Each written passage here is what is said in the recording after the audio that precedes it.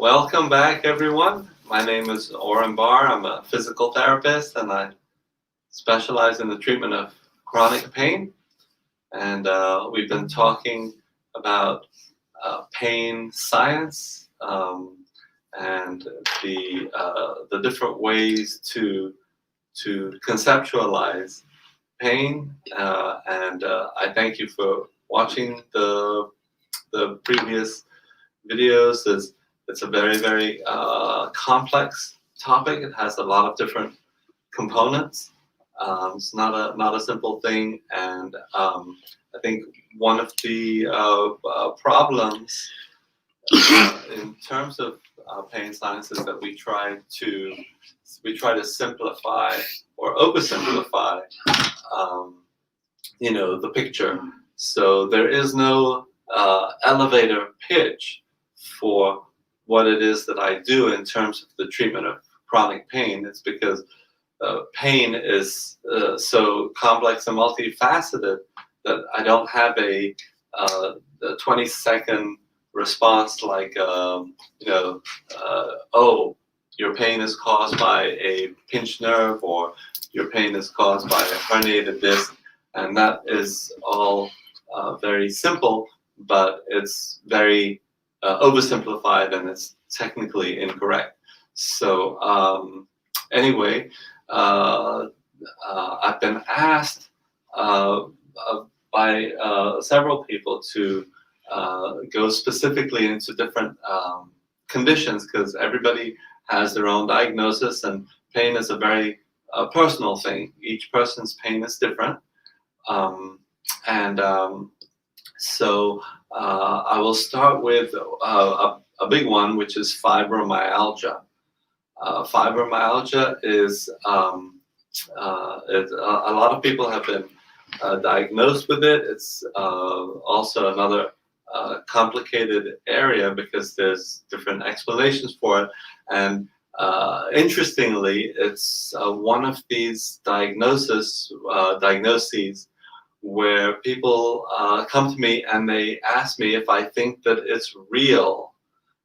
Is it real? Is there such a thing as fibromyalgia? Is it real, or is it imagined? It's a very interesting concept because the implication is that if it's not real, then it's just something that's made up.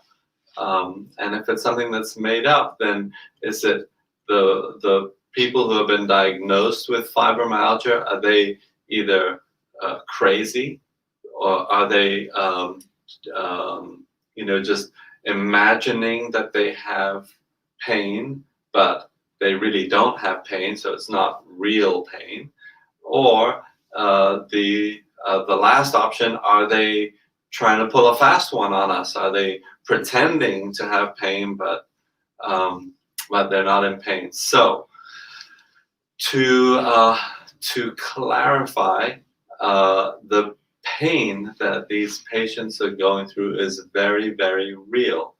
I've always maintained that there is no such thing as imagined pain. We all like to think that we have a very good imagination, and I challenge any person with a good imagination to imagine that they have a pain somewhere that they don't right now, like let's say an elbow or a wrist. I want you to try to imagine a pain there, and I can guarantee you that no matter how good your imagination is, you will not be able to create pain in that area. Now, is that to say that there are no psychological factors that play into pain? Not at all. There's always psychological factors that play into pain. That is kind of a guarantee. Whenever we have pain, we're going to have psychological variables that come into play with pain. But to go from there to say that pain can be imagined or imaginary, that's just simply doesn't happen, and we don't have the research to support that. the category of people who are trying to gain the system or in some way create a condition that they don't have. I don't think that's a significant number of people. Certainly, none of the people that I see in my practice. You know, in order to go and make an appointment and come and see a specialist and so on to try and get rid of pain, it's very, very unlikely that somebody is trying to gain the system when they come and see me. And so the third category is that it's very, very real, okay? And we, I guess one of the problems that we have with fibromyalgia specifically is that a lot of these people don't have findings on an X-ray, on an MRI, or any kind of objective test. But as we discussed in other videos, that those tests just find abnormalities in the anatomy, okay? And as we said before, abnormalities do not equal pain, okay? We have a lot of abnormalities that are very, very common in the population. Most adults will have bulging discs. These are, you know, absolutely normal to have, and certainly if you do MRIs and X-rays of enough normal people, you will find plenty of abnormalities, but not necessarily pain. So, so what is it about fibromyalgia that that can be so pervasive? Well, fibromyalgia is a condition of central sensitization. Okay, in other words, the system has become sensitized centrally, the brain and the spinal cord. So signals, we already said that information coming to the brain is one component of what makes up this pain experience that the brain creates. Well, in fibromyalgia, a non-toxic stimulus, like something that is maybe pleasant in other people, like touch, light touch, as that information is going up through the peripheral nerves and the spine into the brain and so on, it gets, you know, misdirected. It gets redirected, going up different pathways that are usually reserved for toxic stimuli. Okay, so these people have widespread chronic pain. It affects lots of different parts of the body because signals from all over the body, signals that are toxic and non-toxic, get interpreted as toxic, and therefore, a person with fibromyalgia may have, you know, pain in the shin and pain in the knee and pain in the back and pain in the hip and pain in the neck and pain and so on. It doesn't mean that all those different organs and systems are collapsing or there's something wrong with all those body parts.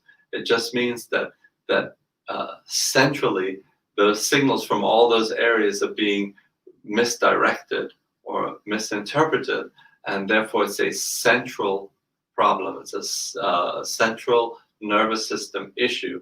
And one of the things that I said right off the bat, when I treat patients, I'm looking at the peripheral, the body, the anatomy, and the central, the brain and the involuntary nervous system as the way to treat these chronic pains. So you know, I always welcome people with fibromyalgia, with a fibromyalgia diagnosis, to come and see me.